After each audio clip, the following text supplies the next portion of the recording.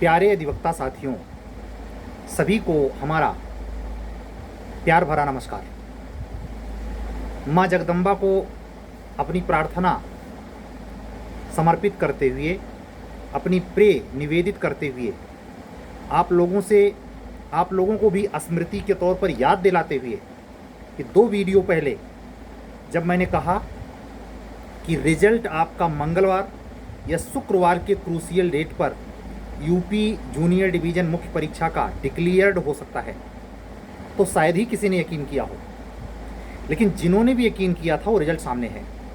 अगर इत्तेफाक से हमारा वीडियो लेट नाइट या दिन में प्रथम बार इस अवस्था में देख रहे हैं कि आपको रिजल्ट के बारे में पता नहीं है और आपने मेंस दे रखा है, तो आप अपना रिजल्ट तत्काल वेबसाइट पे जाके चेक कर लें, रोल नंबर मिलान कर लें।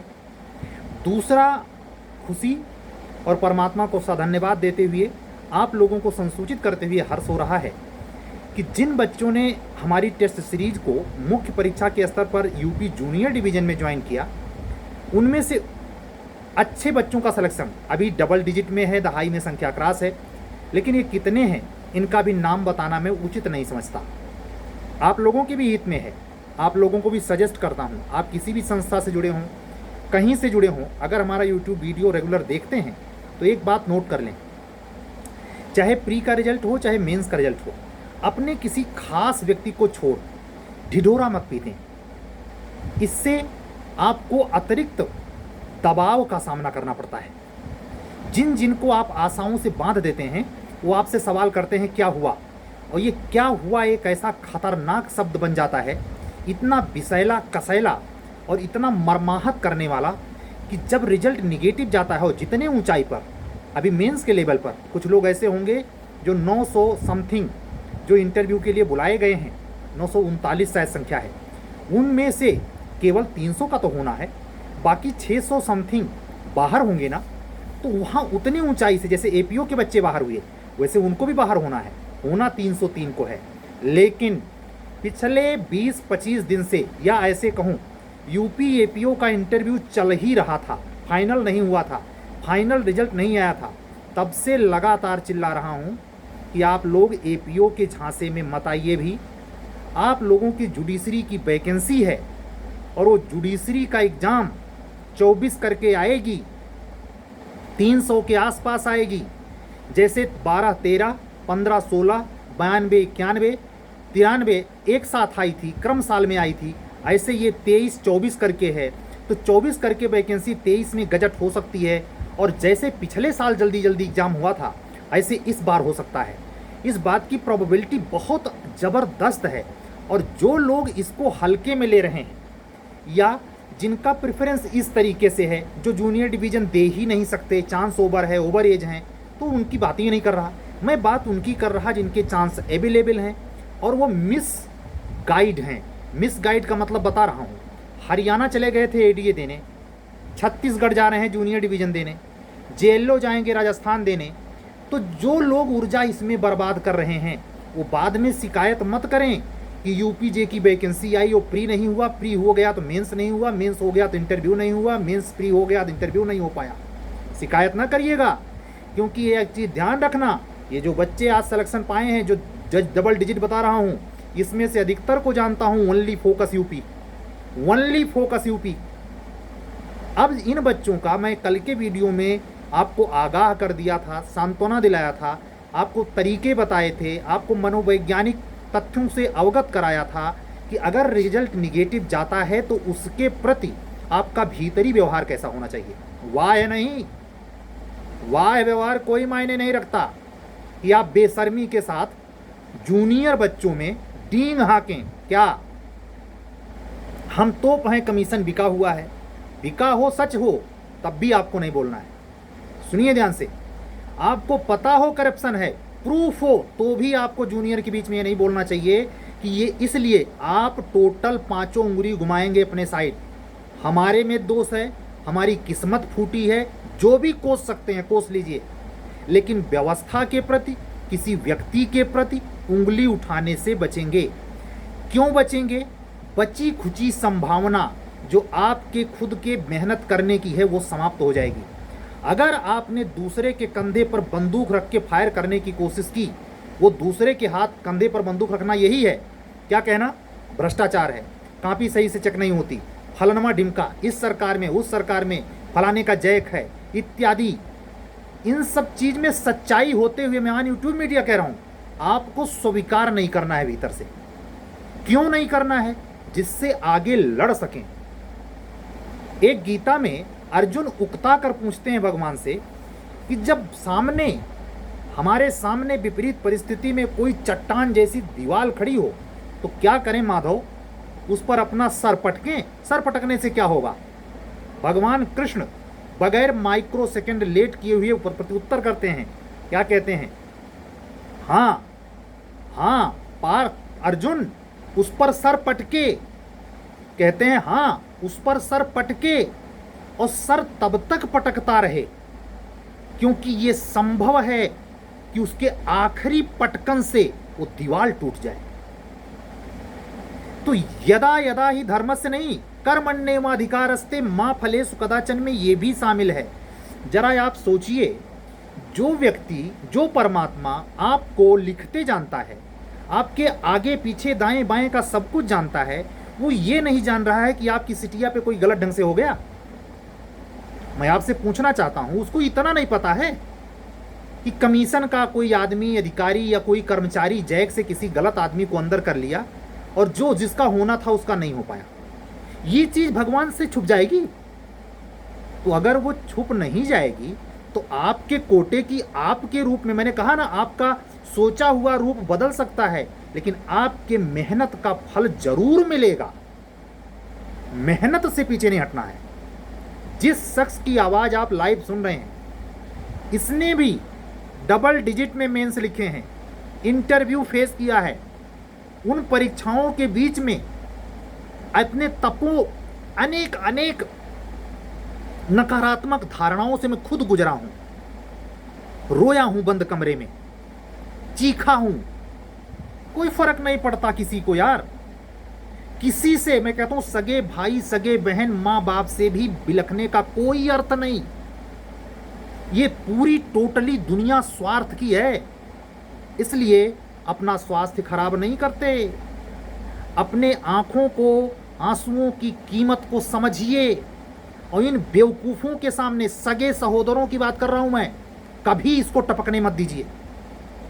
पत्थर हो जाइए चलेगा, लेकिन अपनी इमोशंस पे कठोर नजर रखिए और करने में विश्वास रखिए। परिणाम अपने अनुसार आ जाए, इसकी जिद मत करिए भाई। सुकून जबरदस्ती का मैं नहीं आपको दिलवा रहा, ये नेचुरल ट्रुथ है। अगर इसके विपरीत आचरण करेंगे तो फ्रस्ट्रेट होंगे, अतार्किक मनोवैज्ञानिकता में फंसेंगे तो लालची होंगे, और अगर लालच आपके भीतर घुसा तो मनः आकांक्षित परिणाम के लिए हद के बाहर परेशान होंगे, और अगर हद के बाहर परेशान हुए तो आप डिप्रेस होंगे, और अगर डिप्रेस हुए तो आने वाली तैयारी का वक्त बर्बाद करेंगे। मैं आपसे पूछता हूं, इसी प्रयागराज में इतने संस्थाएं हैं, कोई है आपका साथी? कोई प्री में लेके निकल ले रहा है, उसको खाली प्री के पैसे से मतलब है। भाड़ में जाओ तुम मेंस में, फिर नया प्री खोल देगा। और मेंस तक जो हैं वो भी आपके डाटे से मतलब ना रखते, उनको इतनी फुर्सत कहाँ है। और जो टॉप पे बैठे हैं उनके पास तो पीछे से इतना रेला है कि वो ये चाहकर भी कुछ नहीं कर सकते। 4 लाइन भी मोटिवेट करने के लिए उनके पास वक्त नहीं है। खरबों की संपत्ति कमा के रखी आपसे। मतलब परस्त लोगों को, चाहे संस्था का मालिक हो, गुरु के भेष में हो, चाहे जिस प्रोफेशन में हो, चाहे आपका सगा भाई, सगा बंधु, सगा रिलेशन में कोई हो, अगर आपके सेंटिमेंटल पॉइंट को नहीं समझ सकता तो उसके सामने कमजोरपना आप क्यों जाहिर करते हैं? क्या मिल जाता है इससे? कठोर बनिए, वज्र जैसा पत्थर बना लीजिए अपने आप को। मैं कितनी बार समझा चुका, पद इतना बड़ा नहीं है जितना बड़ा मानव होना है। देख रहे हैं भ्रष्टाचार, मोदी नहीं, मोदी के बाप आ जाए भ्रष्टाचार नहीं खत्म कर सकते। कौन कर रहा है? कौन कर रहा है भाई? यही यही चालाक सातिर लोग, डिपार्टमेंट में बैठे हुए लोग। अपनी बारी का इंतजार करो, मस्त रहो। हो गया तो ठीक, नहीं हुआ तो और ठीक। लेकिन सख्ती से कह रहा हूं, जो 30 से 35% पेवर सिलेक्शन होता है उसमें आप भी आ सकते हैं, तब जब लगातार लगातार अथक मेहनत करेंगे। इतनी रात लगभग 12:05 पर मैं गोरखपुर से एक अधिवक्ता बहन से बात कर रहा था। वो बहन, मुझे याद है, एपीओ मेंस के दरमियान अपनी जुडिशरी की तैयारी के लिए वो कई बार लेट नाइट फ़ोन मिला दे और उसके दुस्साहस पर मुझे हंसी भी आए, लेकिन मैं प्रेम पूर्वक उसको सुन लेता था। जो मेरे समझ में आया मैं समझा देता था। आज उसका सिलेक्शन हो गया। मैंने उसे सख्ती से मना किया, अपने क्लोज में भी इस रिजल्ट को आउट मत करना कि मैं इंटरव्यू देने जा रही हूं। मैं आप लोगों से हाथ जोड़ के रिक्वेस्ट करता हूं, मेरे अधिवक्ता बंधुओं और बहनों, अपना प्री मेन का रिजल्ट डिस्क्लोज करने से बचिए। क्यों? कोई चमत्कारिक बात नहीं कर रहा हूं, टोना टोटका या ऐसा करने से सक्सेस मिल जाती नहीं भाई। सिर्फ एक कारण, वो भी तार्किक और प्रत्यक्ष कारण, बताने से बेमतलब का प्रेशर क्रिएट होता है। और वो प्रेशर इतना होता है कि साला लास्ट समय पे जब निगेटिव होता है, जब रात और दिन गुजरता नहीं, तो ये प्रेशर ब्लास्ट कर देने के लिए काफी होता है आपको। ये जो तमाशबीन हैं और गैरों से ज्यादा अपने हैं, कभी आपका हाल चाल नहीं पूछेंगे, लेकिन रिजल्ट जरूर वो चेक करते हैं। 17 जतन लगाएंगे, खुद चाहे तपेदिक से ग्रस्त हों, लेकिन आपकी चिंता उनको रहेगी, देखो कहीं हो तो नहीं गया उसका। इसलिए नहीं कि आप हो जाएं, इसलिए कि कहीं हो गए तब तो बहुत आगे निकल जाएंगे। यकीन दिलाऊं, 2011 में विकास देव विकीर्ति सर के यहाँ दिल्ली में मैं सीसेट की और जीएस की फिलॉसफी की कोचिंग कर रहा था। उस समय जब पूछा गया हाथ उठाओ, उन्होंने एक सवाल किया था, मुझे आज भी याद है वो समय। पूरे 300 के आसपास बच्चे बैठे थे सामने उनके, और उन्होंने सीधा सवाल किया, इसमें से वो बच्चा हाथ उठाए जो अपने दोस्त के सफल होने पर खुश होगा अपने से पहले। हमें क्या पता हमें इसका अंदाजा भी नहीं था। हम ताड़ से हाथ ऐसे ऊपर उठा दिए, और जब हाथ ऊपर उठा दिए तो हम देख रहे हैं कि न पीछे कोई उठाया न दाएं कोई उठाया, सामने तो मैं देख रहा हूं पूरा खाली है। तो जब मैं अचकचा गया और मेरी निगाह सर से मिल गई, अजूबे पुरुष तुम अपना हाथ नीचे कर लो। हमसे कह रहे हैं दिव्यकीर्ति सर, अजूबे पुरुष तुम अपना हाथ नीचे कर लो, क्योंकि तुम्हारे जैसी दुनिया नहीं है। देख लिया ना अपने साथ प्रत्यक्ष प्रमाण। कोई अपने रूम पार्टनर के अपने से पहले सिलेक्शन पाने पर खुश नहीं होगा। तुम एक ऐसे अजूबे प्राणी कौन हो कि तुम अपने से पहले, अपने से छोटे अपने का सिलेक्शन चाह रहे हो। आज तक मेरे निगाह से ये चीज इस बात के लिए नहीं उतरी कि उन्होंने मुझे अचंभे में डाल दिया। मैं आज भी सोचता हूं, मैं जब वहां कोचिंग कर रहा था तो 33 साल का था। 33 साल तक सर मुझे यही नहीं पता था कि दुनिया में इतनी चालाकी है। और मेरा 33 साल की एज में पूरी दुनिया के प्रति यह विश्वास था कि अपने से पहले चाहे छोटा हो या बड़ा, उसका सिलेक्शन सोचना चाहिए। आपको हाथ जोड़ करके ये भी शेयर कर रहा हूं, इतना जानते हुए कि ऐसे दुनिया है, मैंने अपनी वो सोच नहीं बदली है। प्रमाणित कर रहा हूं आपको, मेरी जो उम्र है किसी जूनियर डिवीजन कैंडिडेट अधिवक्ता बंधु या बहन की किसी की नहीं होगी। मैं 40 कंप्लीट। मैं आप लोगों से पूछता हूं, मुझे क्या गरज है, क्या आपने हमको दिया है इतनी रात को बक बक बक बक कर रहा हूं। काम मुझे मिल जा रहा, 4 लोगों को पढ़ा दिया उसी से। और कितनी बार कहा हूं, मेरे इस चैनल से किसी भी अधिवक्ता बंधु या बहन का प्रचार न पाओगे आप। हम फोटो न खिंचवाएंगे, न खींचने देंगे, और न किसी बुक स्टॉल पर लाके या किसी स्टॉल पर या कहीं पोस्टर बैनर में मेरी तस्वीर पाएंगे आप। लेकिन इतना आत्मा पे, अपने आत्मबल पे भरोसा है कि मेरे द्वारा जो परमात्मा निमित्त बना के करवा रहा है, किसी के प्रचार का मोहताज भी नहीं रहूंगा। ये फोटो नहीं खिंचवाने वाला कि गिरी जी के इतने स्टूडेंट हैं ये देख लो, ना ना, ऐसा विश्वास करना हो तो दूर रहो। मैं आप लोगों को आगाह करने आया हूं फिर आज 15 मिनट होने जा रहे।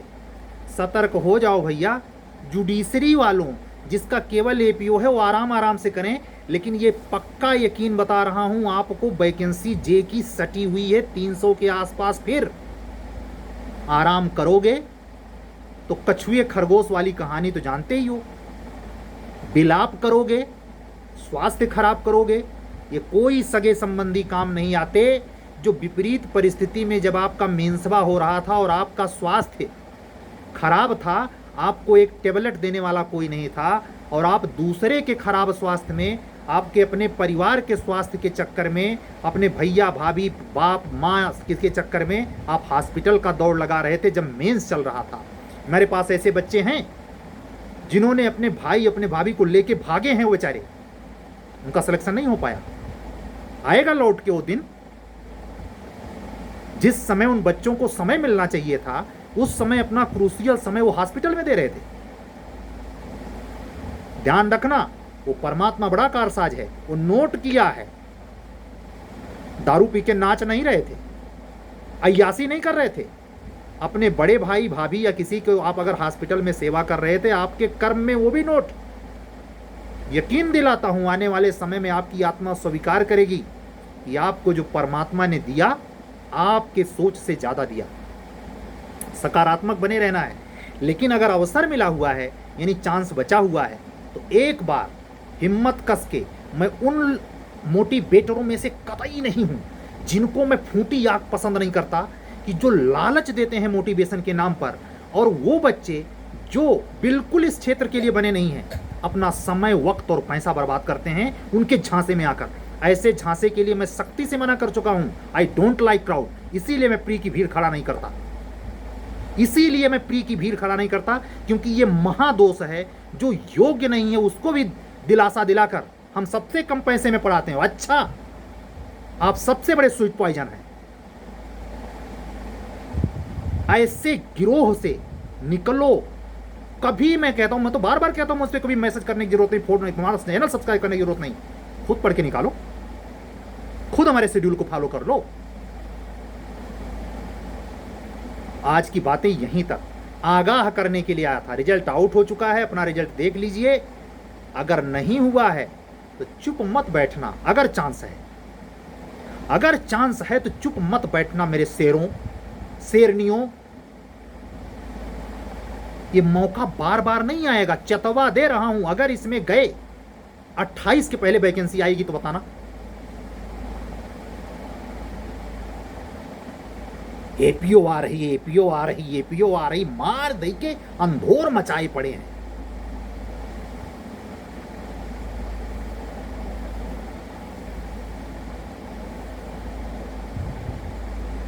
संयत से रहिए, जीवन परक जिंदगी जिए, पद परक नहीं। पद कुछ व्यक्ति ऐसे होते हैं, इनसे सावधान रहना, जो आदमी की वैल्यू नहीं करते, जो आपके पद की वैल्यू करते हैं। ऐसे आदमी से, अगर आपको ऐसे प्रवृत्ति वाले आदमी का पता चल जाए, वो इस संसार का सबसे जड़ बुद्धि आदमी है, जो आदमी की अहमियत नहीं करता। अगर आप पद प्रतिष्ठा पे हैं तो आपकी वैल्यू करता है। ऐसे आदमी से कट लेने में भलाई है, और उस आदमी पर वक्त से ज्यादा समय देना ठीक है, जो पद वाले का पद के हिसाब से वैल्यू करते हुए, सम्मान करते हुए, हमेशा मानवीय पहलू सबसे ऊपर रखे। इस भ्रष्ट दुनिया में, इस सातिर दुनिया में भी।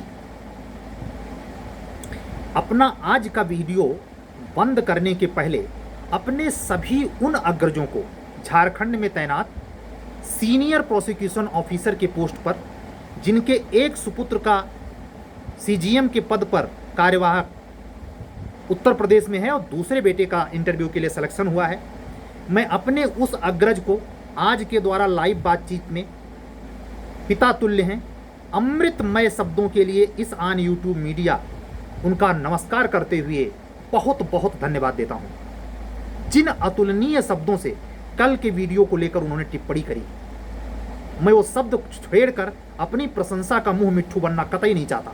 मैं प्रचार के सख्त नहीं, बहुत सख्त खिलाफ हूं। प्रचार का मतलब शुद्ध बनियागिरी,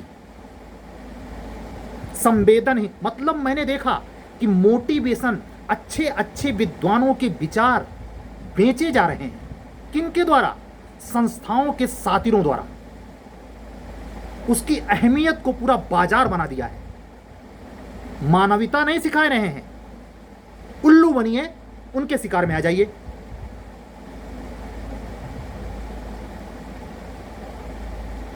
जजशिप, मौलिकता को निखारिए। पद पे आएंगे ना, एक से एक पहुंचे हुए सीनियर मिलेंगे आपको, नीचे से लेके सुप्रीम कोर्ट तक। सरल पानी नहीं है, हर कदम पर खतरे हैं और हर कदम पर बहुत सख्त हथियार लिए लोग खड़े हैं। समझ नहीं पाएंगे। इसलिए मैं बार बार कहता हूं, ये आंसू कंट्रोल करके पत्थर बनिए। चालाकियां समझिए, धोखेबाजों को समझिए, धोखा मत दीजिए, धोखेबाज कहलाइए मत।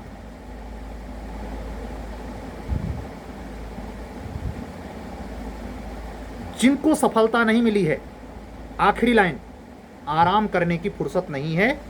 अगर जे का चांस नहीं होगा तो एपीओ का तो होगा। और मैं आपसे कहलवाना चाहता हूं, जितने दमपूर्वक मैं जूनियर डिवीजन की बात कर रहा हूं, कभी मैंने आपसे कहा कि एपीओ की नहीं आएगी? आएगी, आराम से आएगी। एचजेएस मिलेगा, नहीं तीनों मिलेगा, कुछ और करेंगे, खा लेगा हमको। मैं अधिवक्ता बहनों को स्पेशल अपील करूंगा, हारिए न हिम्मत, पिसारिए न राम को। अब चलने दीजिए।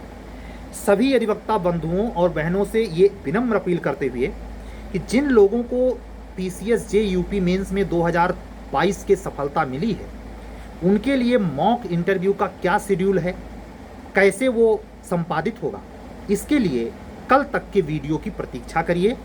और वर्तमान में चल रहे जूनियर डिवीजन और उच्चतर न्यायिक सेवा के प्री या मेंस की टेस्ट सीरीज तथा लोकल माइनर की क्लास के लिए यूपी ओनली आप जुड़ सकते हैं।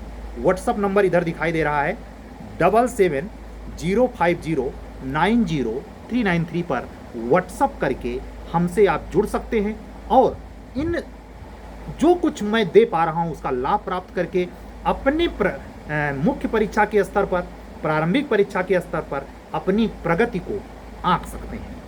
एक बार अंडरलाइन कर दूं, ये सारी सीरीज परीक्षा में प्रश्नों के हूबहू आने की गारंटी नहीं देते, आपके अध्ययन के स्तर का पता बयां करते हैं। अगर इस भावना के साथ जुड़ना है, आपका स्वागत है। मैं अधिवक्ता जेके गिरी आपसे आज विदा चाहता हूं, कल फिर मिलूंगा। तब तक के लिए हमें विदा कीजिए। आप सभी का बहुत बहुत अभिनंदन, वंदन, आभार। सभी को हमारा जय सिया राम, शुभ रात्रि, सत्यमेव जयते।